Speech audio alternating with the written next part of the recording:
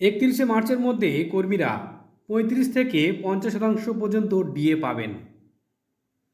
আপনারা জানেন যে সুপ্রিম কোর্ট জানিয়েছে আগামী 6 মার্চের মধ্যে 25% ডিএ মিটিয়ে দিতে হবে কর্মচারীদের।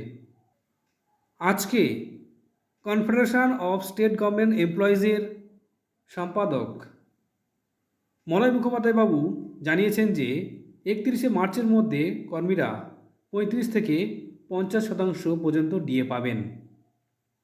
আশঙ্কা সবাই করছে যে সরকার হয়তো রিভিউ মামলায় যেতে পারে, 25% দিতে ডিলে করতে পারে, কিন্তু আবার 35 থেকে 50% ডিএ দেবেন বলছেন তিনি। কোন পরিপ্রেক্ষিতে তিনি এই কথা বলেছেন চলুন বন্ধুরা দেখে নেওয়া যাক।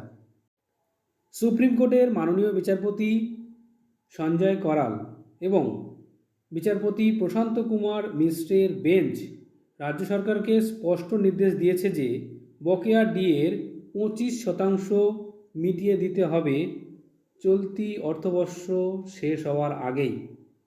আদালতের নির্দেশে এই 25% বকেয়া মেটানোর চূড়ান্ত সময়সীমা 31শে মার্চ, তবে এর প্রথম কিস্তি 6 মার্চের মধ্যেই কর্মীদের অ্যাকাউন্টে পৌঁছে দেওয়ার কথা বলা হয়েছে।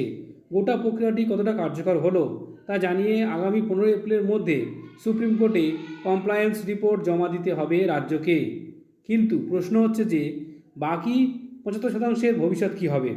25%-এর বকেয়া মেটানোর নির্দেশ দেওয়া হলেও বাকি 75% টাকা কবে এবং কিভাবে পাওয়া যাবে তা নিয়ে অনেকের মনেই প্রশ্ন রয়েছে। এই বিষয়ে সিদ্ধান্ত নেওয়ার জন্য সুপ্রিম কোর্ট একটি উচ্চ ক্ষমতাসম্পন্ন কমিটি গঠন করেছে। অবসরপ্রাপ্ত বিচারপতি ইন্দু মালহোত্রার নেতৃত্বে গঠিত এই 3 সদস্যের কমিটি ঠিক করবে বাকি বকেয়া ডিএ কত কিস্তিতে এবং কোন পদ্ধতিতে কর্মীদের দেওয়া হবে। রাজ্য সরকারের বিরুদ্ধে সরব কর্মী সংগঠন অর্থাৎ confederation of state government employees Malay Mukhopadhyay বলেছেন যে বকেয়া ডিএ ইস্যুতে রাজ্য সরকারের তীব্র সমালোচনা করেছেন। তিনি জানিয়েছেন রাজ্যের প্রায় 6 লক্ষ সরকারি শূন্য পদ পড়ে রয়েছে। এই বিপুল সংখ্যক পদের জন্য বেতন ও ভাতা দিতে যে টাকা খরচ হওয়ার কথা ছিল তা সরকারের বেঁচে যাচ্ছে। মলয়বাবুর অভিযোগ, কর্মীদের হকের সেই টাকা দিয়েই সরকার লক্ষ্মীর ভাণ্ডার, যুবশ্রী বা বিভিন্ন পুজো কমিটিকে অনুদান দিচ্ছে। তবে কি 31শে মার্চের মধ্যে বড় প্রাপ্তি হবে? কর্মী সংগঠনের নেতা মতে সুপ্রিম কোর্টের চাপে সরকার এবার ডিএ দিতে বাধ্য।